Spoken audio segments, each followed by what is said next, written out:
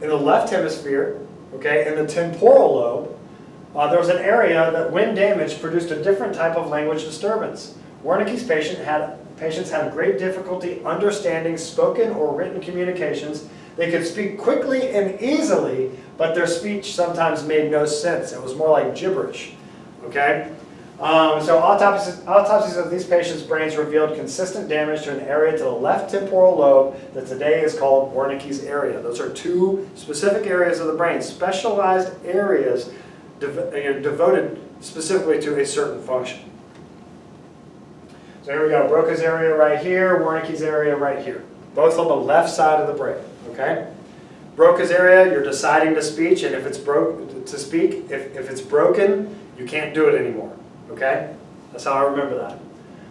Aphasia is just a problem with the brain, okay? So a particular or complete inability to articulate ideas or understand spoken or written language because of a brain injury or damage.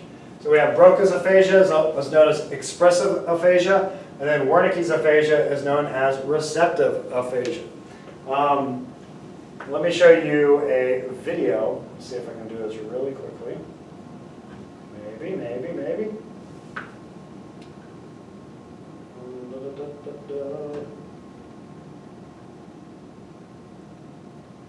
don't think I can. All right, I'll try it.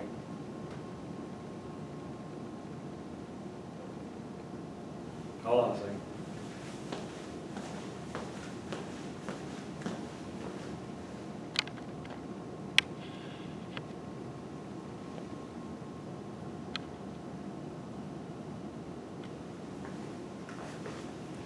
Video time.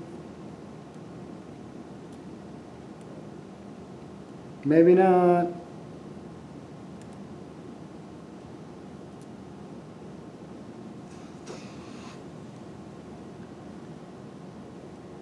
So this is going to be an example of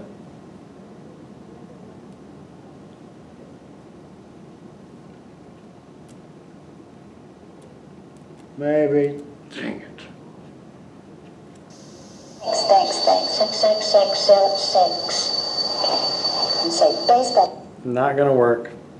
Oh well. Okay. Watch it on your own time, but unbelievable video of aphasia. Maybe I'll try to show you guys in person as much as I can. All right, cutting the corpus callosum, the split brain. So Roger Sperry, he decided to do something pretty interesting here. So pioneering research using split brain patients to investigate the relationship between brain and behavior. Sperry received the 1981 Nobel Prize in Physiology and Medicine by cutting a brain in half and not killing a person by doing it. So, split brain operation, a surgical procedure that involved cutting the corpus callosum, thick band of axons connecting hemispheres. This operation is used to stop or reduce reoccurring seizures in severe cases of epilepsy that can't be treated in any other fashion. If the corpus callosum is cut, seizures should be contained to just one side of the brain. And it might eliminate them altogether. There's a video that I'd love for you to watch on this last slide here. So on the basis of these early observations, some brain researchers speculated that the corpus callosum served no function whatsoever, which is silly because it's in our brain. That wasn't the case for long when Roger Sperry found this out via experimentation. So we know that the right eye actually processes in the left side of the brain, right? So when the patient and this patient had their brain cut in half, the corpus callosum was severed. Okay, when the patient was staring at this dot, okay, and only at this dot, and a word would flash to the right side of the dot, the patient would be able to verbalize the word. So he sees face here, he can verbalize face here, okay? And that's because language is processed on the left side of the brain. Now, vice versa, let's switch it up. Here we go. Here's the dot, okay? You stare at the dot, all of a sudden, boom, face is actually put on the other side, okay, on the left side of the dot. They're asked, what did you see? They say nothing, okay? But because the right side of the brain does not have any type of language production, understanding type of, capabilities, he can't verbalize the word. But if you put a pencil in his left hand, he's able to draw it. I know that doesn't seem real.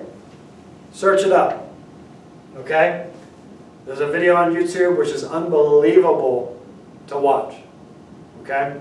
So that's the split brain procedure. You have to know the split brain procedure.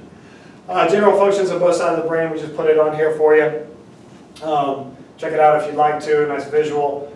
Myths about the brain, you use 10% of your brain, that's not true. You use all of it. The bigger your brain is, the smarter you are, that's also not true. Einstein had a pretty small brain because he was a small guy. People are either right brain or left brain. No, you are whole brain, but you could be kind of better at some left brain stuff than right brain stuff.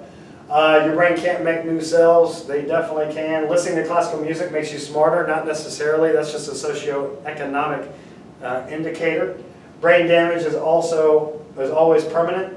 Not true. Memories are precise. Memories are so false. And I can't wait to teach you that. The brain has seen, heard, and felt things. Nope, it has not. It only understands electricity and chemicals.